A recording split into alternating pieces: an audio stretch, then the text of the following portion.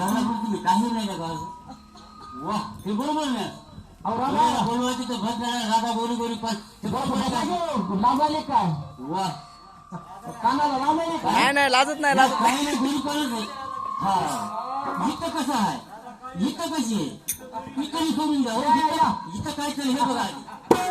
राधा गोरी गोरी राधा नाही